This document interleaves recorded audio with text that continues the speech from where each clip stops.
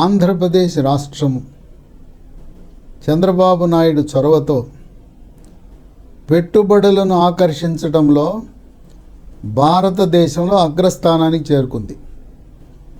ప్రభుత్వం ఏర్పడి తిన్నగా 6 నెలలు ఏర్పడకముందే అతి భారీ పెట్టుబడులతో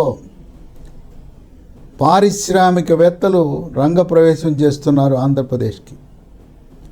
నిన్నగాక మొన్న అనకాపల్లి జిల్లాలో నక్కపల్లిలో మిత్తల్ నిప్పాన్ 2 కలిసి సంయుక్తంగా వాళ్ళు యూరప్, జపాన్ దేశాల నుంచి వచ్చి మన ఆంధ్రప్రదేశ్లో 1,61,000 కోట్ల పెట్టుబడులతో ప్రస్తుతం ఉన్న విశాఖ ఉక్కు ఫ్యాక్టరీని తలదన్నేలా మరొక స్టీల్ ఫ్యాక్టరీ నిర్మాణానికి రంగం సిద్ధం చేయటం విశేషం.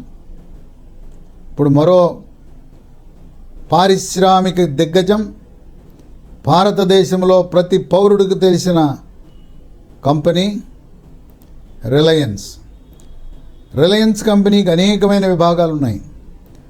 ఆ రిలయన్స్లో బయో ఎనర్జీ విభాగం వారు ఆంధ్రప్రదేశ్ రాష్ట్రంలో 65,000 కోట్ల పెట్టుబడి పెట్టడానికి ఆంధ్రప్రదేశ్ రాష్ట్ర ప్రభుత్వంతో అవగాహన ఒప్పందం కుదుర్చుకున్నారు. ఇది దేశంలోనే అతిపెద్ద పెట్టుబడి. ఇది రైతులకు ఎంతో మేలు చేస్తుంది, పర్యావరణాన్ని కాపాడుతుంది. ఈ ప్రాజెక్టు కింద 500 ఇంటెగ్రేటెడ్ కంప్రెస్డ్ బయోగ్యాస్ ప్లాంట్ల నిర్మాణం జరుగుతాయి. ఈ ఉత్పత్తి అయిన బయోగ్యాసు గృహ అవసరాలకు అలాగే వాహనాలకు ఇంధనంగా కూడా ఉపయోగించవచ్చు. దాదాపు 10 లక్షల వాహనాలకు ఇది ఇంధనంగా ఉపయోగపడుతుంది. రైతులకు ఎంతో మేలు చేసే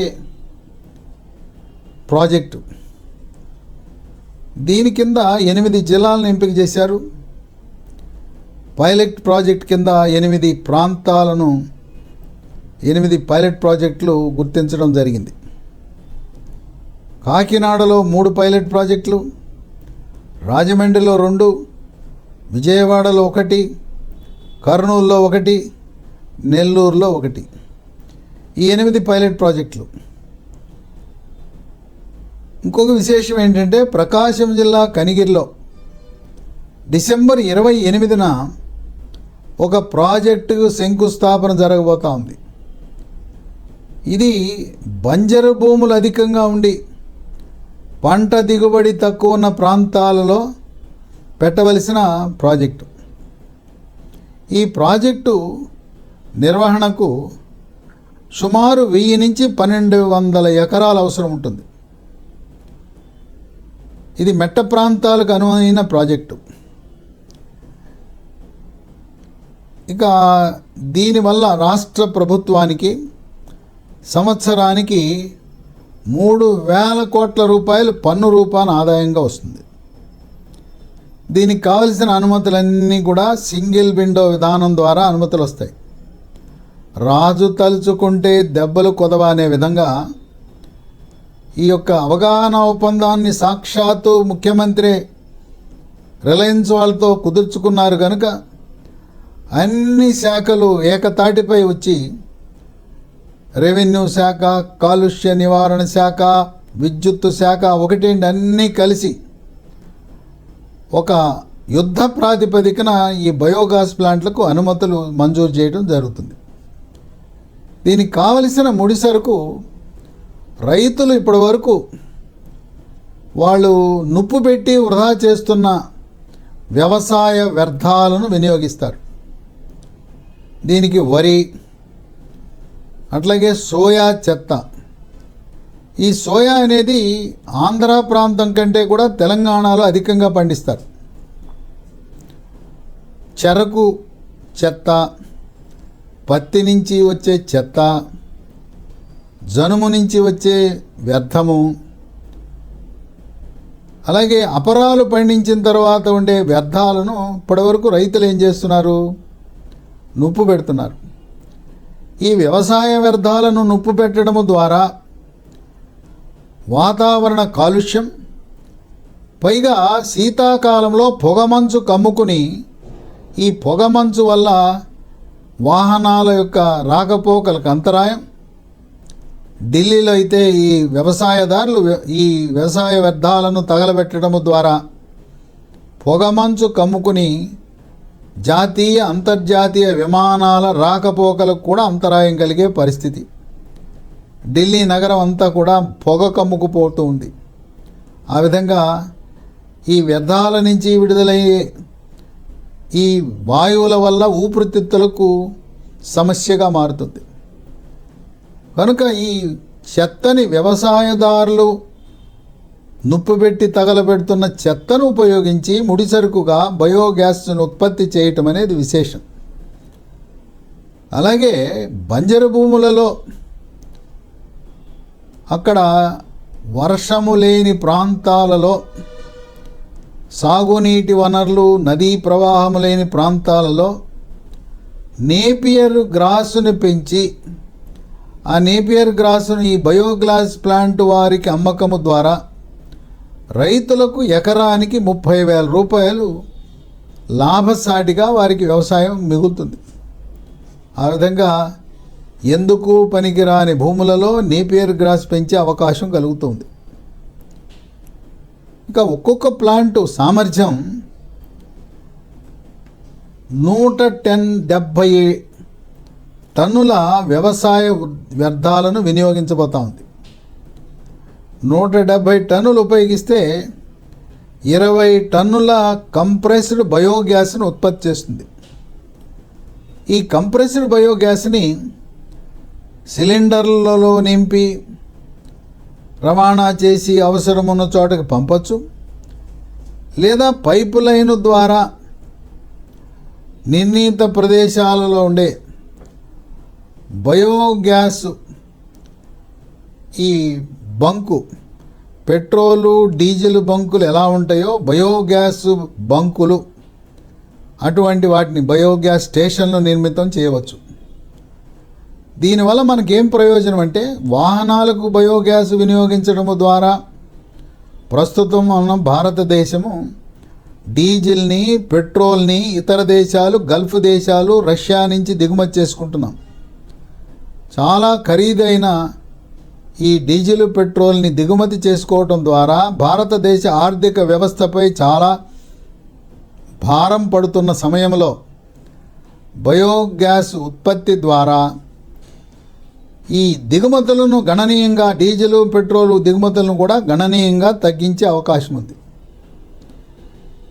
భారతదేశంలో ఇన్ని రాష్ట్రాలున్నా రిలయన్స్ వాళ్ళు ఏరి కోరి ఆంధ్రప్రదేశ్ రాష్ట్రాన్ని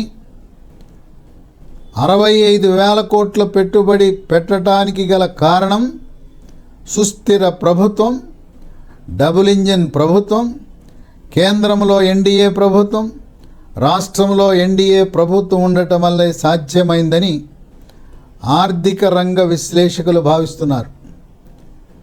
ఈ ప్రాజెక్టు ద్వారా ఆంధ్రప్రదేశ్ రాష్ట్రంలో 2,50,000 మంది నిరుద్యోగులకు ఉద్యోగ అవకాశాలు లభించబోతా ఉన్నాయి. చంద్రబాబు నాయుడు యొక్క లక్ష్యం 5 సంవత్సరాల కాల వ్యవధిలో 20 లక్షల ఉద్యోగాలు ఇవ్వాలి నిరుద్యోగ యువతికి. ఆ లక్ష్యంగా ఇప్పటికే అడుగులు పడతా ఉన్నాయి.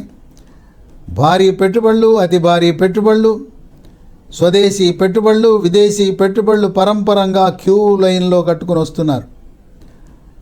2019 నుంచి 24 వరకు ఆంధ్రప్రదేశ్ నుంచి పారిశ్రామికవేత్తలు పారిపోయారు. జగన్ ప్రభుత్వం యొక్క పరిపాలనను, ఆయన యొక్క ప్రవర్తనను చూసి ఈ వైఎస్ఆర్సీపీ నాయకుల యొక్క వసూళ్ల కార్యక్రమానికి భయపడి పారిపోయారు. ఇప్పుడు చంద్రబాబు నాయుడు ఎన్డీఏ ప్రభుత్వం అధికారంలో ఎవ్వరికి ఒక్కరికి కూడా లంచం ఇవ్వాల్సిన అవసరం లేకుండా చంద్రబాబు నాయుడు ప్రతి పరిశ్రమకు బాధ్యత కలిగిన సీనియర్ ఐఏఎస్ అధికారిని ఎస్కార్ట్ అధికారిగా నియమించి ఎవరైనా అడ్డంకులు కల్పిస్తే, అది రెవెన్యూ కావచ్చు, పోలీస్ కావచ్చు, కాలుష్య నియంత్రణ మండలి కావచ్చు, విద్యుత్ శాఖ కావచ్చు, ఎవరైనా సరే ఖబర్దార్.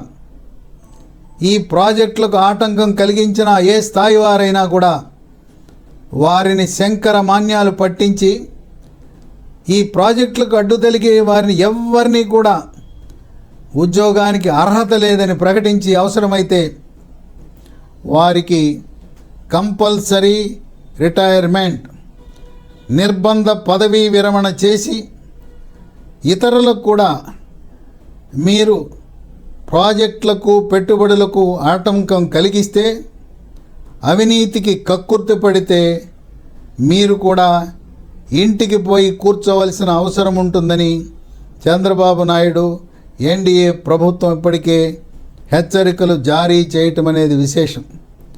ఇవే కాదు, స్వదేశీ విదేశీ పెట్టుబడులు అనేక మంది ఆంధ్రప్రదేశ్ రాష్ట్రాన్ని గమ్యస్థానంగా ఎంచుకుని వేల కోట్లు పెట్టుబడులు పెట్టడానికి సంసిద్ధంగా ఉన్నాయి. 2047 నాటికి భారతదేశం వికసిత్ భారత్, ఆంధ్రప్రదేశ్ రాష్ట్రం వికసిత్ ఆంధ్రప్రదేశ్, స్వర్ణాంధ్రప్రదేశ్ దిశగా అడుగులు వేయటానికి చంద్రబాబు నాయుడు రాత్రనక పగలనక రోజుకు 18 గంటలు ఆయన నిద్రాహారాలు మాని విశేషముగా కృషి చేయటం అనేది ఆంధ్రప్రదేశ్ రాష్ట్ర ప్రజలు చేసుకున్న అదృష్టంగా విశ్లేషకులు భావిస్తున్నారు.